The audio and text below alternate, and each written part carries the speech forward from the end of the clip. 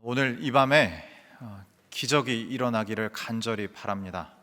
우리의 일상에 주님의 기적이 아니면 살아갈 수가 없기 때문입니다. 제가 오늘 이 시간에 간절히 바라는 기적 중에 하나는 누군가가 우리를 불쌍히 여겨주는 기적입니다. 얼마 전에 제가 금쪽 같은 내 새끼라는 프로를 본 적이 있는데요. 거기에 어떤 한 금쪽이가 나왔어요. 근데 그 금쪽이가 분노 조절이 불가능한 금쪽이었습니다. 문제는 모든 분노가 그 엄마에게 향하고 있는 거예요. 그래서 그 문제를 어떻게 도와줄 수 있을까? 어떤 상황일까? 이제 패널들이 다 모여서 그 상황을 보고 있었습니다. 모두가 안타까운 눈으로 금쪽이의 상황을 보다가 갑자기 패널들이 울기 시작한 거예요. 무슨 일이 있었을까요? 그 프로 보신 분들 아시지만 그 아이의 마음을 잘 들어보기 위해서 코끼리 모양의 인형이 나옵니다. 그래서 이 인형이 아이에게 질문을 해요. 그러면 아이가 그 인형의 질문을 듣고 답을 합니다. 그래서 엄마를 좋아하는 이 금쪽이에게 코끼리가 이런 말을 했습니다. 엄마를 위해서 화를 참아볼까? 그랬더니 아이가 그 말을 듣고 화를 참으려 해요. 근데 얼마 지나지 않아서 너무 힘든 거죠. 어떻게 해야 될지 모르는 그 금쪽이가 너무 힘든 겁니다. 그러더니 갑자기 아이가 이렇게 얘기했습니다. 욕 안 쓰고 친구들이랑 사이좋게 지내는 아들이 되고 싶어. 진짜 그런 아들이 되고 싶어. 그러더니 선생님 빨리 도와주세요. 선생님 도움 받고 싶어요. 이러는 거예요. 그래서 그런 아이를 보고 거기 선생님과 모든 패널들이 이제 울기 시작한 겁니다. 프로에 출연한 패널들이 이제 처음 본 그 아이가 자신의 어려움을 이야기하고 그것에 대해서 이기고 싶고 극복하고 싶고 또 도와달라고 얘기하는 그 모습을 보면서 다 울기 시작한 거죠. 처음 보는 그 아이의 상황을 보면서 말입니다. 그렇다면 우리 하나님은요? 우리 하나님 아버지는 어떠실까? 우리를 사랑하시는 아버지 앞에 저 앞에 나와서 아버지 아파요, 힘들어요, 도와주세요 라고 한다면 아버지는 어떻게 하시겠습니까? 그저 불쌍해서 눈물을 흘려주는 것뿐만 아니라 당장 달려오실 거예요. 안아주실 거예요. 진정시켜 주실 거예요. 그리고 다시 일어서서 우리의 삶을 살아갈 수 있도록 우리의 편이 되어 주실 겁니다. 오늘 이 밤에 그런 은총이 우리 모두에게 충만하기를 축복합니다. 오늘 설교 제목은 일하기 싫어질 때입니다. 설교 주제가 일입니다. 신방하면서 저는 일과 관련해서 세 부류의 성도님을 만납니다. 첫째는 일을 하고 싶은, 일을 찾고 있는 성도님입니다. 두 번째는 일을 그만두고 싶은, 일을 하기 싫은 성도님이죠.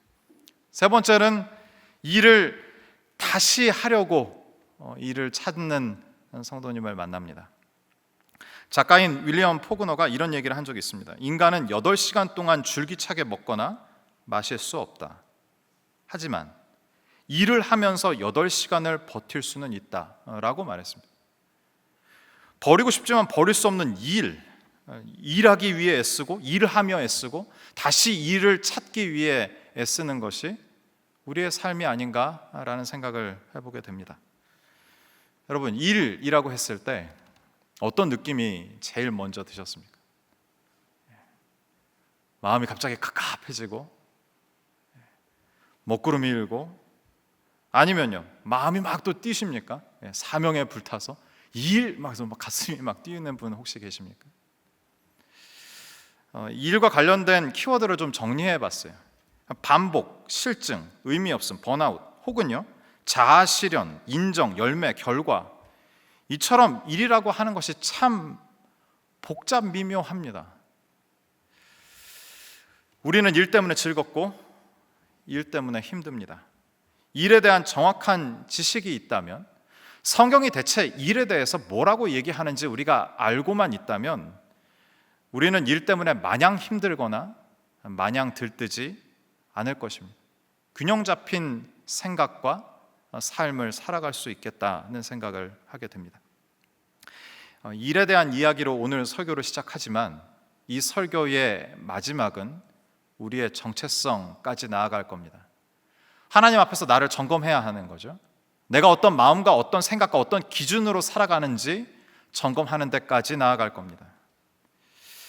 다시금 주님의 은혜를 구하고 나를 점검하고 주님 나를 도와주세요 라는 기도의 자리까지 나가는 우리 모두가 되기를 간절히 바랍니다. 이를 바라보는 안목, 그 시각의 균형이 중요하다. 제가 이런 말씀 드렸습니다.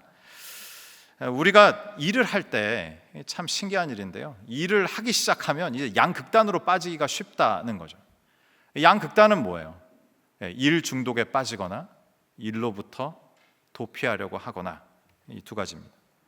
그러나 이 양극단이 얼마나 성경과 멀어져 있는 사고인지 우리가 좀 생각해 보아야 합니다. 일 중독에 대해서 좀 생각해 보겠습니다. 제가 재밌는 카툰 하나를 보았는데요, 이미지를 한번 띄워주실까요? 네. 제가 이름을 붙여봤어요. 책상 향수. 그 밑에 지금 아주 깨알같이 이제 글씨가 있는데 이런 의미예요. 우리 남편은 일 중독자예요. 책상 향이 나는 향수가 있을까요? UCLA 주디스 오를로프 정신의학과 교수가 다음과 같이 이야기했다고 합니다. 사람들은 더 좋은 일이 생기지 않을까, 더 나은 기회를 잡을 수 있지 않을까 끊임없이 생각한다.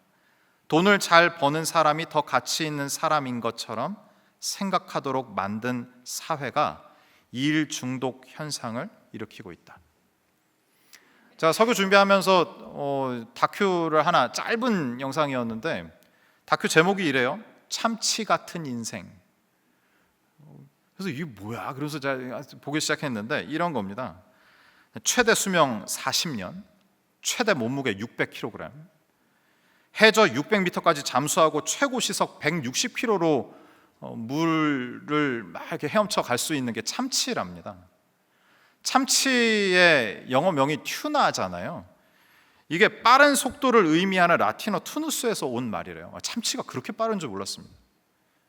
근데 놀라운 사실은 참치는 태어나면서 죽을 때까지 1초도 멈추지 않고 헤엄친다고 합니다.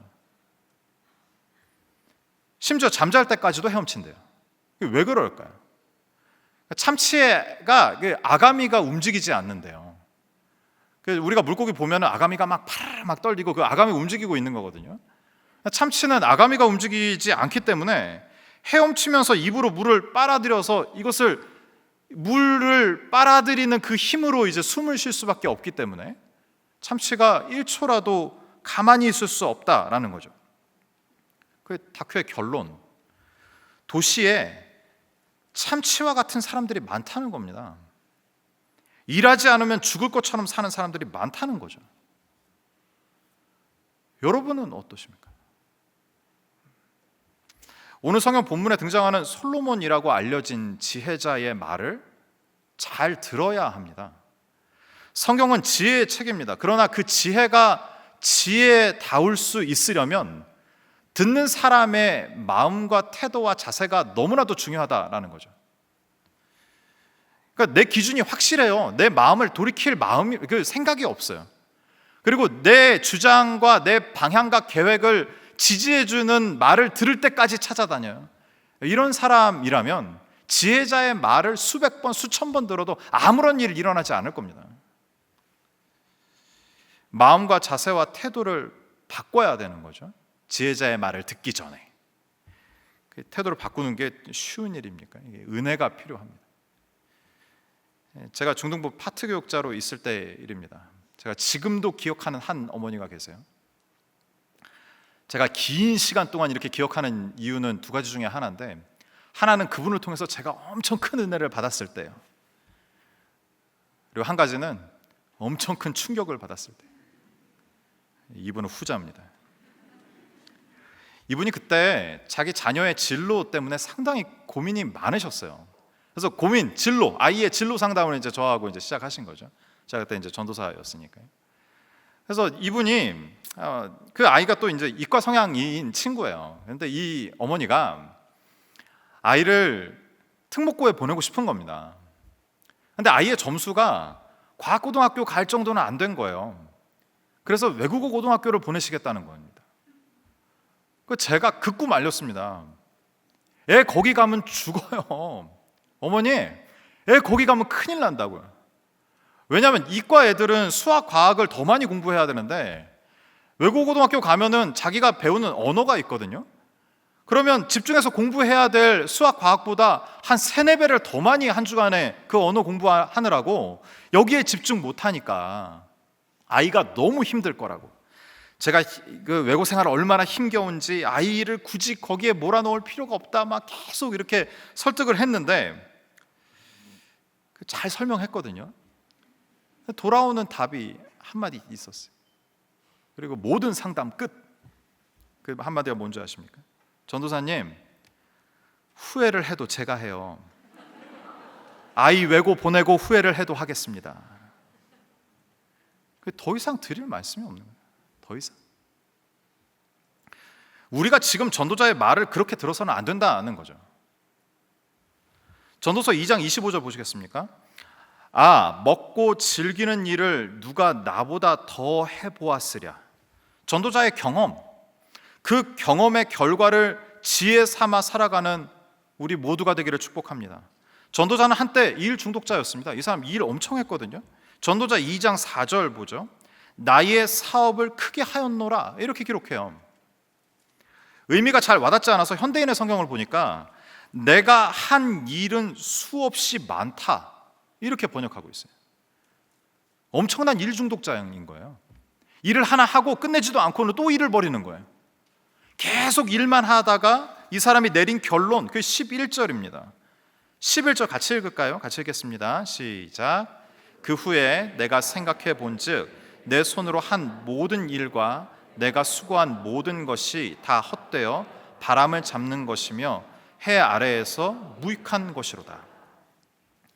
일 중독으로 산 결과가 무엇입니까? 무익이랍니다. 무익. 히브리어 성경도 영어 성경도 이제 무익이라는 단어를 쓰지 않고 부정어 플러스 유익을 써요. 그러니까 노유익 이렇게 써요. 근데 유익에 해당하는 히브리어 이트론인데, 이트론은 이게 장사용어입니다. 이윤, 남는 것이라는 의미예요. 그러니까 일 중독으로 산 결과가 뭐예요? 남는 것이 하나도 없다는 거죠.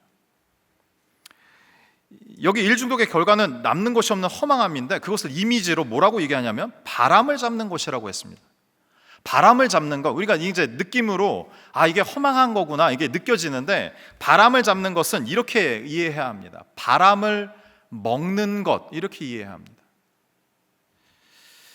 저는 이것을 실제 보았기에 너무 잘 압니다. 그 개를 목욕시킵니다. 말려야 되잖아요. 드라이어를 켜고 샥 털을 말려줘요. 그럼 개가 가만히 있을까요? 바람을 향해서 입을 벌립니다. 한 번 벌릴까요? 바람을 계속 먹으려고 계속 벌립니다. 근데 배가 부르지 않죠. 만족스럽지 않습니다. 왜냐하면 들어가는 건 바람이니까요. 전도자는 더 절망스러운 소식을 전해요. 18절 보겠습니다. 내가 해 아래에서 내가 한 모든 수고를 미워하였노니 이는 내 뒤를 이을 이에게 남겨주게 됨이라. 전도서 2장에서는 죽음을 다루거든요. 모두가 다 죽는다. 그러니까 이게 이 얘기예요. 내가 열심히 일 중독으로 일해갖고 얻을 수 있는 결과, 그 결과를 내가 누리지 못한다는 거죠. 그렇게 다 해놓고 죽어요. 그리고 그 다음 사람이 이어받게 된다, 그 얘기하는 겁니다. 더 절망적인 곳으로 전도자가 우리를 인도해 갑니다. 19절 보시겠습니까? 그 사람이 지혜자일지 우매자일지야 누가 알냐마는 내가 해 아래에서 내 지혜를 다하여 수고한 모든 결과를 그가 다 관리하리니 이것도 헛되도다. 이어받을 사람이 지혜자인지 우매자인지도 모르고 넘겨주게 되는 거예요. 내 평생의 피땀 눈물 다 쏟아서 이렇게 놓은 것이 한순간에 없어질 수 있다라는 얘기입니다. 일 중독에 빠진 우리에게 전도자는 무슨 얘기를 하고 싶은 걸까요? 26절입니다. 새 번역으로 보죠. 제가 읽겠습니다. 하나님이 마음에 드는 사람에게는 슬기와 지식과 기쁨을 주시고 눈밖에 난 죄인에게는 모아서 쌓는 수고를 시켜서 그 모은 재산을 하나님 마음에 드는 사람에게 주시니 죄인의 수고도 헛되어 바람을 잡으려는 것과 같다. 전도자는 우리에게 제발 하나님 마음에 들지 않는 죄인으로 살지 말고 하나님 마음에 드는 사람으로 살라고 이야기하고 있습니다. 죄인에게는 무엇을 주신답니까? 모아서 쌓는 수고를 주신답니다. 그리고 그 결과는요, 그 결과를 고스란히 하나님 마음에 드는 사람에게 주신대요. 이처럼 억울한 일이 어디 있어요? 이런 인생 살지 말라고 전도자가 이야기하는 거죠.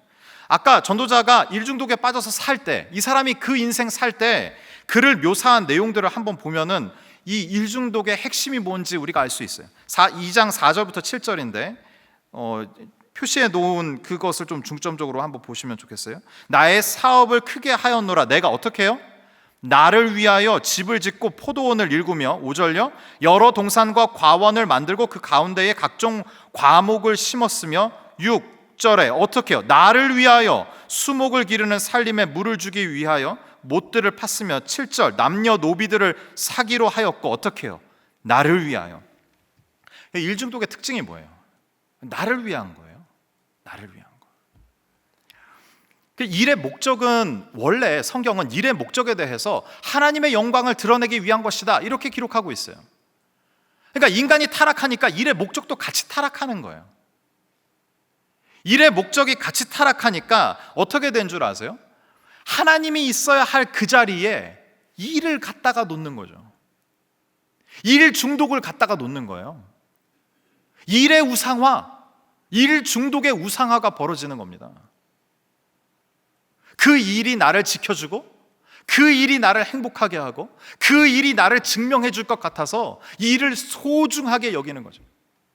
하나님보다 더 말입니다. 일의 목적이 타락하면서 인간은 이제 더 이상 일의 주체가 아닙니다. 일의 객체예요. 단순히 생산 수단이 돼버렸어요. 착취, 압제, 부조리, 우리 이것 때문에 힘든 거잖아요. 근데 이게 다 이것으로부터 비롯된 거 아닙니까? 일의 우상화, 일을 하나님 자리에 둔 그것 때문에 벌어진 일 아니냐고요.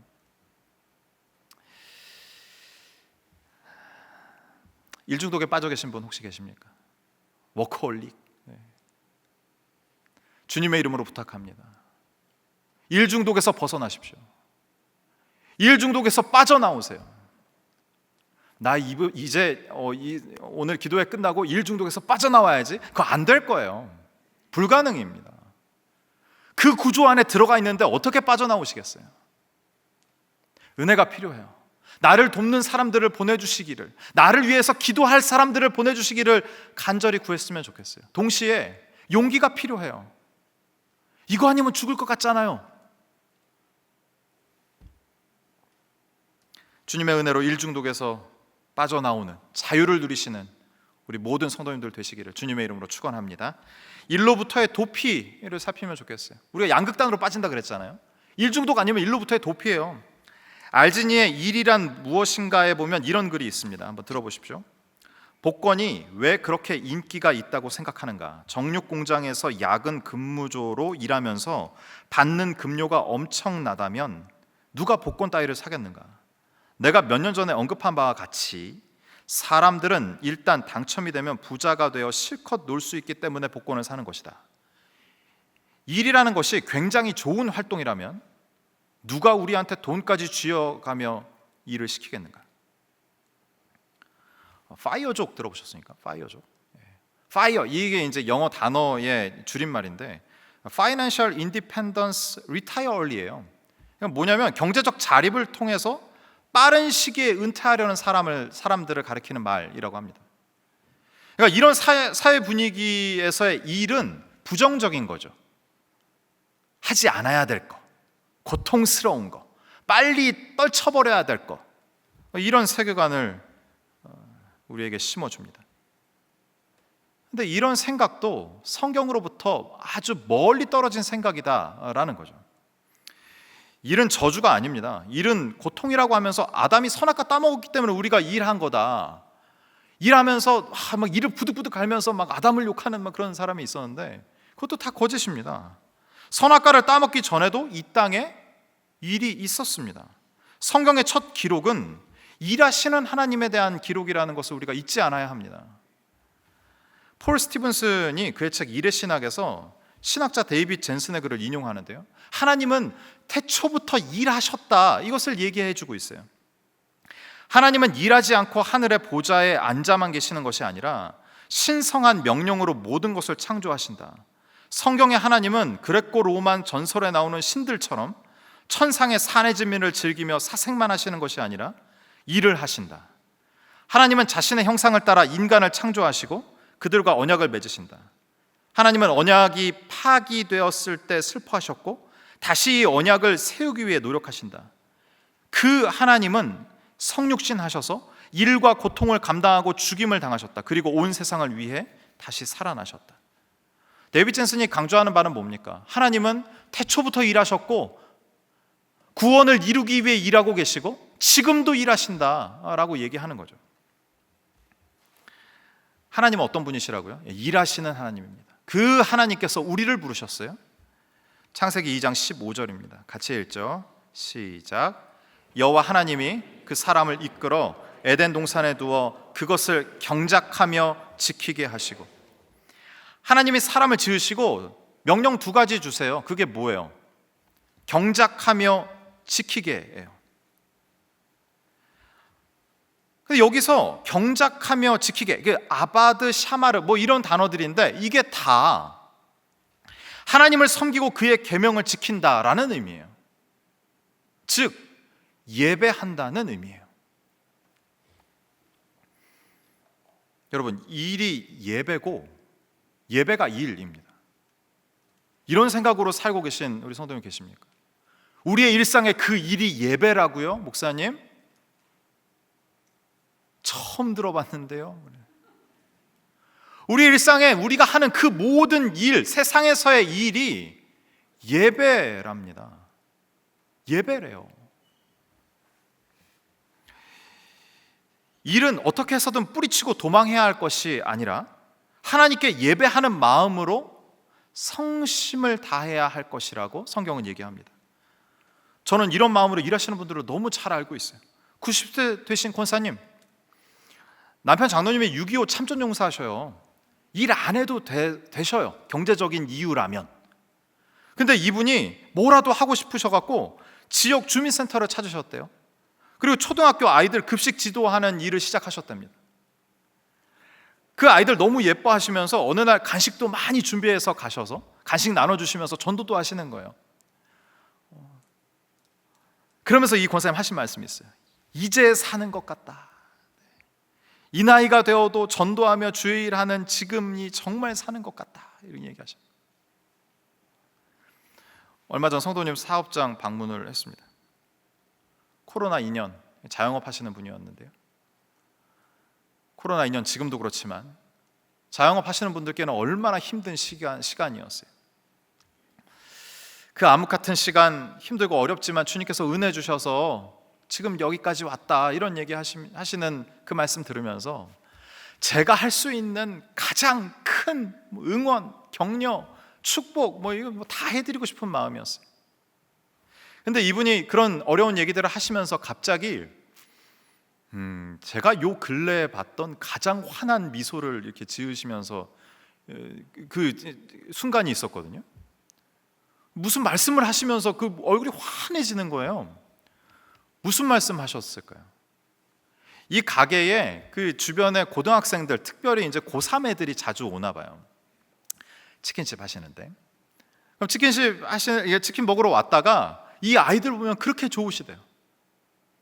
그리고 신방 중에 아이들 몇 그룹이 왔어요. 근데 대하시는 거 보니까 거의 이렇게 나이 차이는 많이 나도 동네 형이에요. 야, 일로 와. 그러고 다 앉혀갖고 야 좀만 기다려, 손님 오셨어? 그리고 또 오셔갖고 또 신방하고.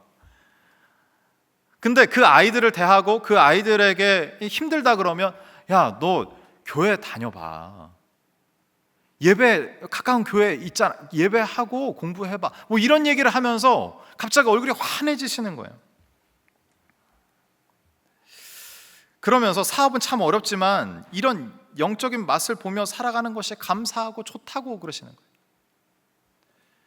그분께 하나님의 복이, 하나님만이 주실 수 있는 하나님 수준의 복이 가득하시기를 간절히 바라요. 그런 마음으로 일하시는 성도님들 계시잖아요. 동일한 복이 임하기를 간절히 바랍니다. 일은 저주가 아닙니다. 일은 우리의 또 다른 예배입니다. 맡겨주신 일들을 예배하는 마음으로 한다면 우리의 일상이 바뀔 거예요. 변화될 겁니다. 우리 교육자들은 이제 화요일이 한 주간의 시작입니다. 이제 월요일이 휴무일이니까요. 화요일 모여서 뭐 하냐면 이제 한 주 동안 어떤 성도님을 신방할지, 어떤 거를 서로 기도하고 기억하면 좋을지, 뭘 점검해야 될지 이제 화요일 새벽부터 모여서 그런 일을 합니다. 그러면서 이제 월요일 근황을 이제 물어봐요. 이제 자유롭게 좀 얘기할 시간을 주시면요. 그러면 꼭 이제 그 표현하는 그 용어가 하나 있는데 그게 가정사역입니다. 가정사역.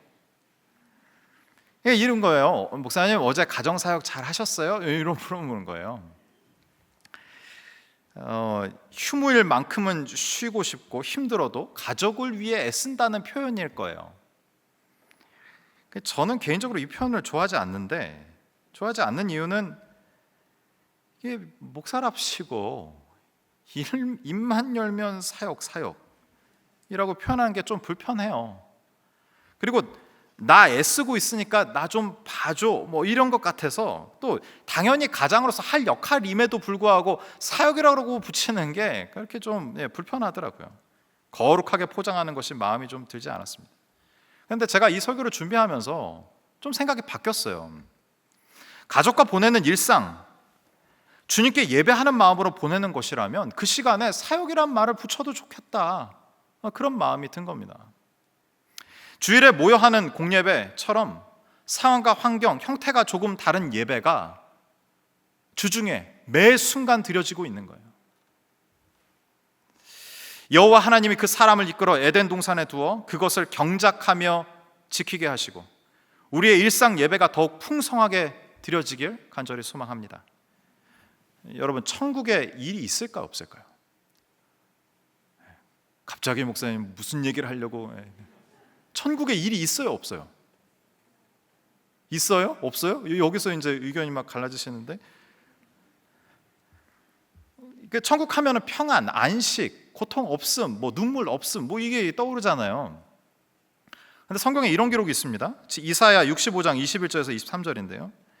그들이 가옥을 건축하고 그 안에 살겠고 포도나무를 심고 열매를 먹을 것이며 그들이 건축한 데에 타인이 살지 아니할 것이며 그들이 심은 것을 타인이 먹지 아니하리니 이는 내 백성의 수한이 나무의 수한과 같겠고 내가 택한 자가 그 손으로 일한 것을 길이 누릴 것이며 그들의 수고가 헛되지 않겠고 그들이 생산한 것이 재난을 당하지 아니하리니 그들은 여호와의 복된 자의 자손이요 그들의 후손도 그들과 같을 것입니다. 20절에 거기는 이라고 시작해요. 그러니까 어떤 장소에서 벌어지는 일들인 거예요. 그런데 이 일들을 보면은 우리와 지금 공통점도 있고 차이점도 있어요. 공통점은 동일하게 일상과 일을 하면서 지내는구나. 차이점은 뭐예요? 온전한 그 일의 보상과 결과를 누리는구나. 그것이 차이일 거예요. 이곳이 어디입니까? 17절에, 이사야 65장 17절에 보면요, 보라 내가 새 하늘과 새 땅을 창조하리니. 성경은 천국에서도 일한다고 합니다. 막 절망스러우신 분이 계셔서 어떡할까요? 근데 고통스럽지 않을 거예요. 왜냐하면 일한 것만큼, 일한 그대로 그것보다 더 많은 풍성한 보상이 있는 곳이 천국이니까요. 우리가 일상을 살 때 일하면서 참 힘들잖아요. 그때 이게 예배다, 주님을 향한 예배라는 그런 기억이 났으면 좋겠어요. 동시에 천국을 소망하면 좋겠어요. 그 나라에서는 안 그런데잖아요. 일한 만큼 누군가 다 가져가고 다 뺏어가고 하는 것이 아니라 그거보다 더 풍성한 열매와 결과가 있는 곳이 천국이라고 합니다. 그것을 소망하는 우리 모두가 되기를 간절히 바랍니다. 전도자는 우리의 일상을 강조하면서 전도서 2장을 마무리해요. 24절 요 한 절을 마저 살피고 함께 기도하면 좋겠어요. 24절 같이 보겠습니다. 같이 읽죠. 사람이 먹고 마시며 수고하는 것보다 그의 마음을 더 기쁘게 하는 것은 없나니 내가 이것도 본즉 하나님의 손에서 나오는 것이로다. 아멘. 먹고 마시며 일하는 삶, 그것으로 가득한 일상, 거기에 기쁨이 있다라고 결론을 내리고 있어요. 놀라운 사실입니다. 반복되는 그 일상, 똑같은 것이 되풀이되는 것 같은 그 일상에 기쁨이 있다고, 그것이 우리를 기쁘게 한다고 전도자는 강력하게 이야기하고 있어요. 이것은 전도서를 관통하는 메시지인 오늘을 오늘처럼 살라라는 주장의 연장이에요. 예수님께서 이런 얘기 하신 적이 있어요. 마태복음 6장 34절인데 그러므로 내일 일을 위하여 염려하지 말라. 내일 일은 내일이 염려할 것이요 한날의 괴로움은 그날로 족하니라. 내일 거 염려하느라고 오늘의 기쁨을 놓치지 말라라고 부탁하시는 주님의 말씀이에요. 강조점은 좀 달리해서 볼까요? 강조점은 좀 달리해서 2장 24절을 보면 사람이 먹고 마시며 수고하는 것보다 그의 마음을 더 기쁘게 하는 것은 없나니, 기쁨이 어디서부터 온대요? 그 뒤를 잘 보세요. 내가 이것도 본즉 어디에서요? 하나님의 손에서 나오는 것이로다. 그래요. 그 일상의 기쁨은 어디에서 나와요? 하나님의 손에서. 여기서 하나님의 손에서 나온다라는 표현은 하나님이 주시는 선물이다라는 의미예요. 선물 받고 싶다고 선물 주는 사람에게 강요할 수 없죠. 선물을, 그 기쁨을 받고 싶다면 기다려야 하는 거예요. 어떤 분이 저한테 이런 얘기 하셨어요. 목사님, 저는 무언가를 하는 게 더 쉬워요. 열심히 무언가를 하다 보면 잡념도 사라지고 걱정도 사라지더라고요. 그런데 기다리는 것은 너무 어렵습니다. 그러시더라고요. 아무것도 하지 않고 하나님 앞에 엎드리는 것은 더더군다나 어렵습니다. 그러시더라고요. 너무 진솔한 고백이셨어요. 맡긴다는 것 힘든 일입니다. 맡긴다는 건 뭐예요? 나의 통제를 벗어난다는 거예요. 내가 이제부터 계획할 수도 없고 예상할 수도 없고 상상할 수도 없는 곳으로 내 인생이 간다는 거예요. 맡긴다는 게 쉽다고요? 전혀 그렇지 않습니다. 통제할 수 없는 상황에 닥치면 모든 인간은 분노합니다. 불안해합니다. 그러나 한 번 맡기고 또 맡기고 또 맡기다 보면 전도자가 말하는 기쁨, 달리 표현하면 영혼의 만족감이 더 깊어지는 것을 경험할 것입니다. 지속적으로 우리가 하나님을 바라보며 그분께 맡길 수 있다면 그것은 인간의 힘이 아니라 성령의 강력한 역사인 줄 믿습니다. 제가 군대를 다녀와서 뒤늦게 신학을 했어요. 그때까지 정신 못 차리고 있다가 뒤늦게 신학을 했는데, 신학 대학원을 간 게 아니라 대학교를 갔습니다. 주변에서 걱정 엄청 하셨거든요. 그때 제가 25살이었으니까요. 그때 현역으로 들어오는 애들, 그러니까 같이 신입생 들어간 거예요. 20살 그 친구들하고. 재수했으면 21살. 모두가 늦었다 그랬어요. 걱정된다고 했고, 왜 그렇게 하냐 그랬어요. 그런 얘기 너무 들으니까 정말 그런가? 저도 그랬어요. 의심이 들 때도 있었지만 저에게 확실한 말씀을 주셔서 믿고 의지하면서 그 대학 생활을 보냈어요. 제가 지금까지 살아오면서 가장 행복했던 시간이 그 시간이에요. 총신대학교 신학과 그때입니다. 지금도 교제하고 지금도 영향받고 귀한 선생님, 귀한 친구들 거기서 다 만났어요.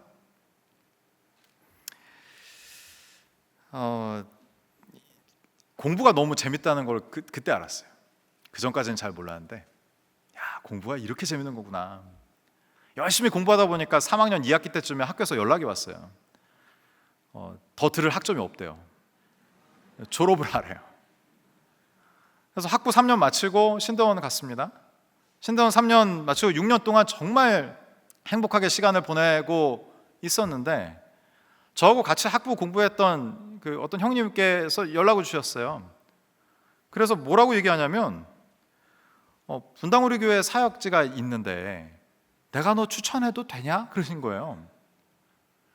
근데 불행하게도 제가 그때 분당 우리 교회를 몰랐어요.